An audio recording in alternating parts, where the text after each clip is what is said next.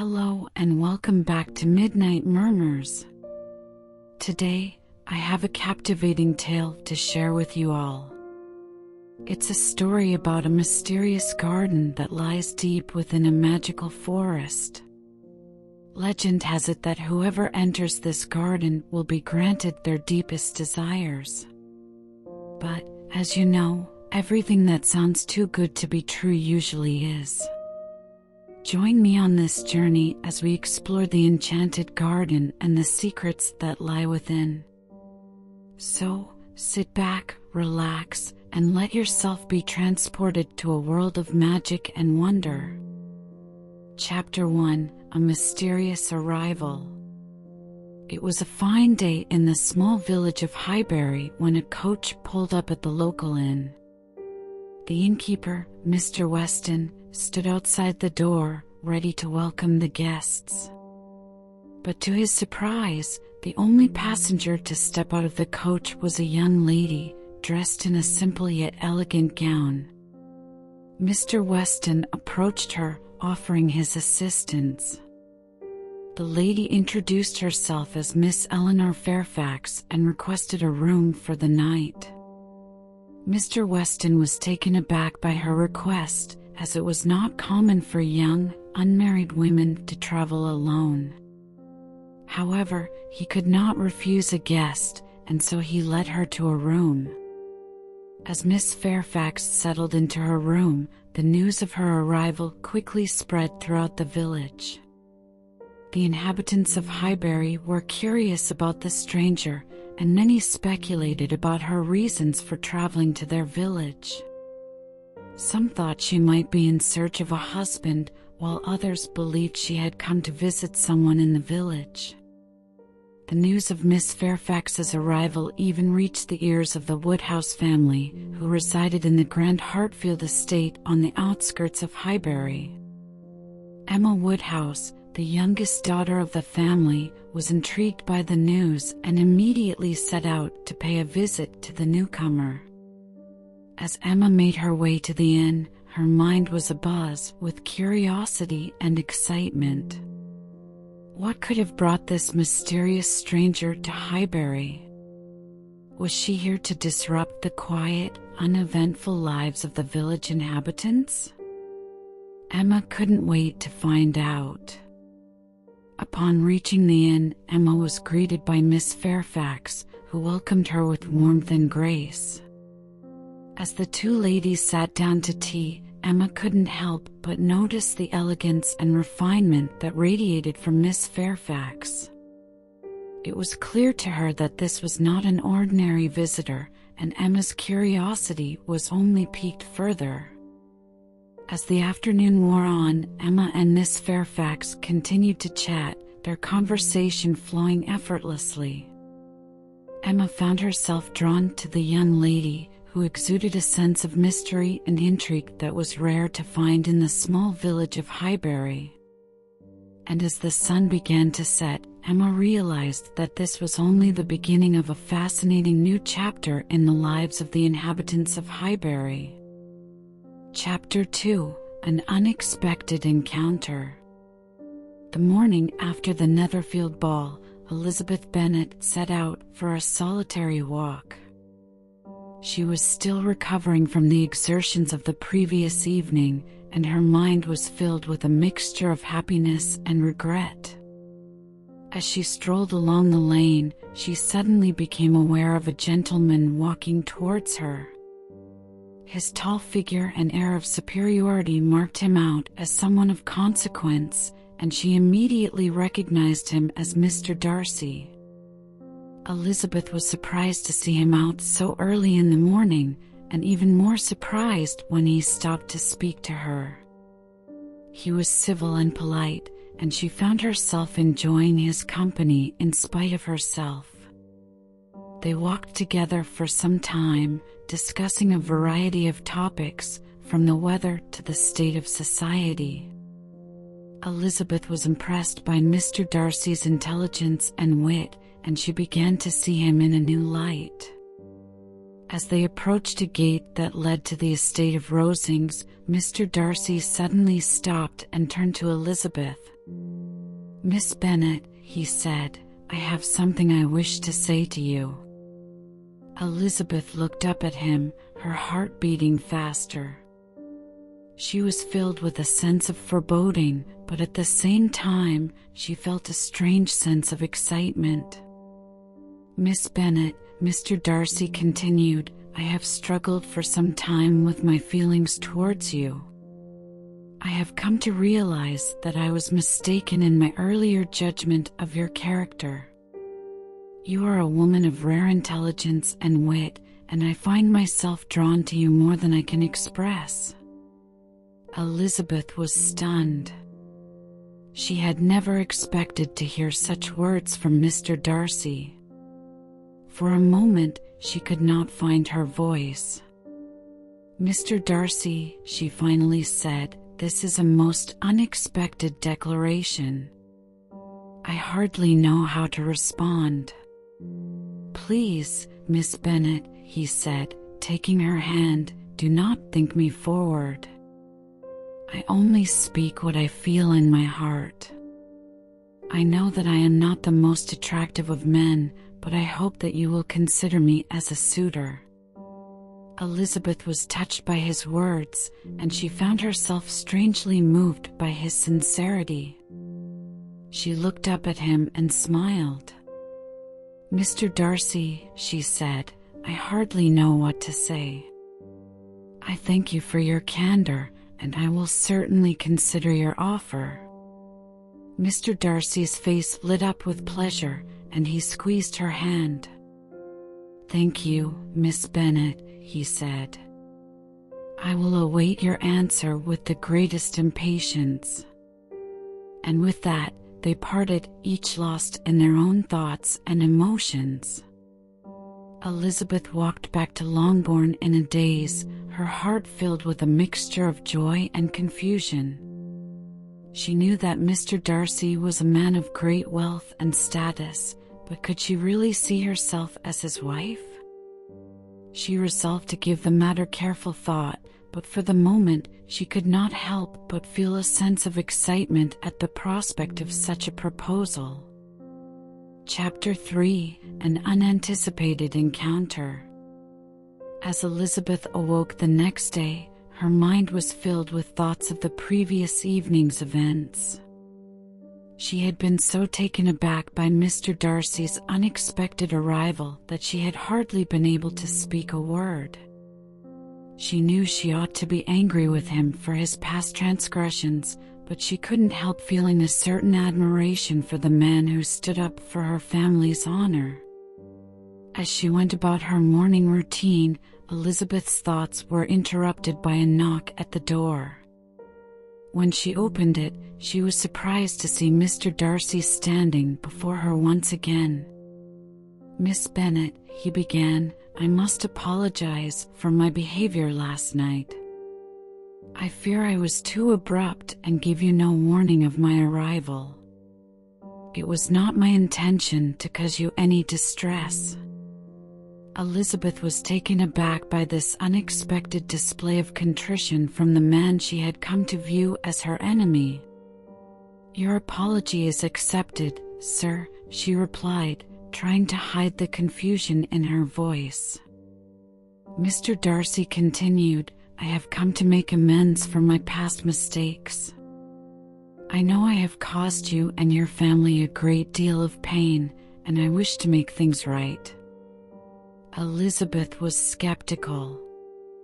And how do you propose to do that, sir?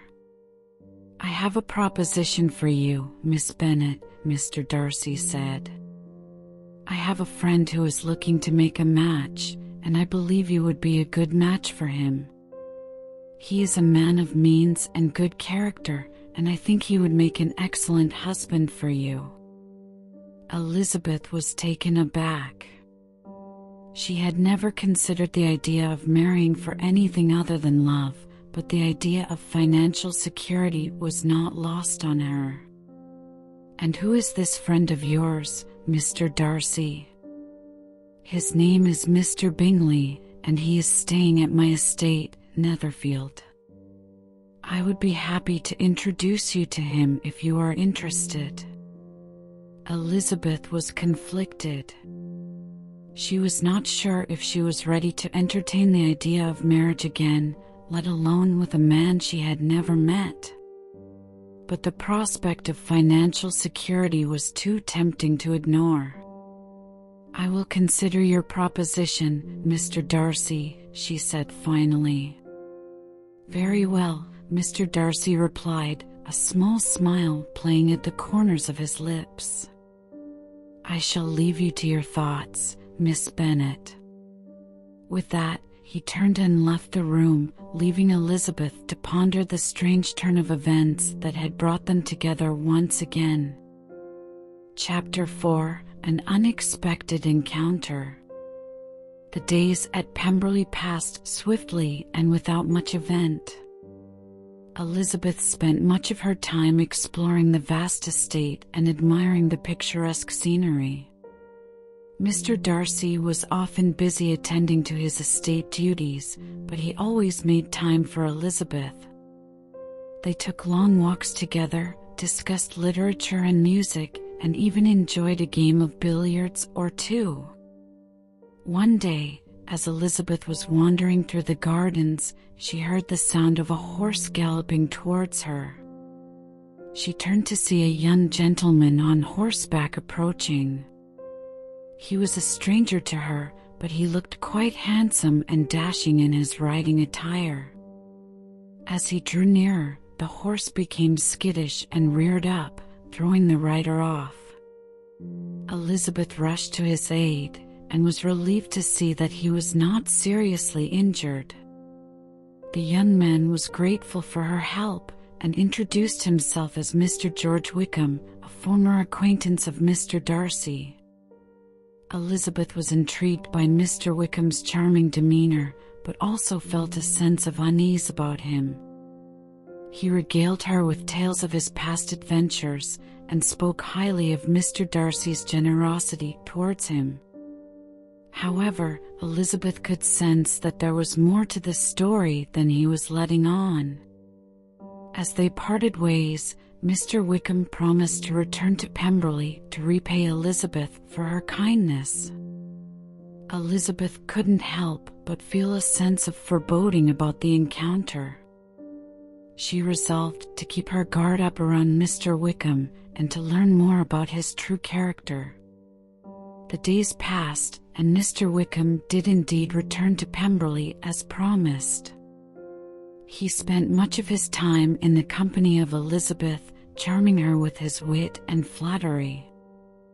Elizabeth found herself drawn to him, despite her better judgment. Mr. Darcy, meanwhile, became increasingly distant and preoccupied. Elizabeth couldn't help but wonder if his behavior was related to Mr. Wickham's sudden appearance at Pemberley. As the evening drew to a close, Mr. Wickham bid Elizabeth good night and left the drawing room. Elizabeth turned to Mr. Darcy, who had been uncharacteristically silent throughout the evening. "I cannot help but feel that there is something you are keeping from me, Mr. Darcy," she said. Mr. Darcy looked at her with a pained expression. "I had hoped to spare you from the knowledge, but I see now that I cannot. Mr. Wickham is not the man he appears to be. He has a history with me, one that is fraught with deceit and betrayal." Elizabeth was taken aback by this revelation. She had not expected Mr. Wickham to be anything other than a charming gentleman. She felt a sense of anger and betrayal towards him, but also a sense of gratitude towards Mr. Darcy for warning her. As the night wore on, Elizabeth found herself unable to sleep. She couldn't shake the feeling that there was more to the story than either Mr. Wickham or Mr. Darcy had let on. She resolved to uncover the truth, no matter what the cost. Chapter 5: Love's Triumph. The day of the wedding dawned bright and clear, and there was a feeling of joy and anticipation in the air. Elizabeth awoke early, eager to begin her preparations for the day. She had scarcely slept at all the night before, her mind in a whirl of excitement and nerves. As she dressed, her thoughts turned to Mr. Darcy. She could hardly believe that this day had finally arrived, that she would soon be married to the man she loved.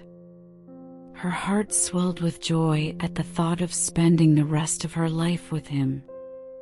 Downstairs, the house was a hive of activity. The servants bustled about, preparing for the wedding breakfast and the arrival of the guests. Elizabeth's mother flitted from room to room, checking that everything was in order and fussing over the flower arrangements. As the morning wore on, the house began to fill with guests. The Bennet family's relatives and friends arrived, as well as many of Mr. Darcy's acquaintances from London.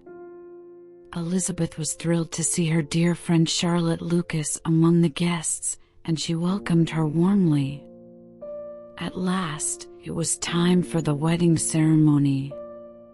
Elizabeth took her place beside her father, her heart pounding with excitement. Mr. Darcy stood waiting for her at the altar, his eyes fixed on her as she approached. The ceremony was simple and beautiful, and Elizabeth felt a sense of peace and contentment wash over her as she exchanged vows with Mr. Darcy. She knew that this was where she was meant to be, and that her love for him would sustain her through any trials that lay ahead. As the newlyweds left the church, they were showered with rose petals and cheers from the gathered crowd. Elizabeth smiled and waved, her heart overflowing with happiness. The wedding breakfast was a joyous affair, filled with laughter and conversation. Elizabeth was surrounded by her loved ones, and she felt that there was nothing she could not overcome with their support. As the day wore on, the guests began to depart, and Elizabeth and Mr. Darcy retired to their new home together. They sat together in their drawing room, sipping champagne and reminiscing about the events of the day. As the night wore on, they retired to their bedchamber, where they lay together in each other's arms, content in the knowledge that their love had triumphed over all obstacles. They whispered words of love and tenderness to each other, knowing that they had found their happiness at last. In the end, all that mattered was their love for each other, and they knew that it would carry them through whatever life had in store. They had found their happily ever after, and nothing could ever change that. And with that, dear viewers, we have come to the end of our tale. I hope you have enjoyed this journey into a world of love, heartbreak, and unexpected twists. Remember to like, subscribe, and turn on notifications so you never miss a story from our channel. We appreciate your support and look forward to sharing more tales with you soon. Until then, may your days be filled with joy and wonder. Good night.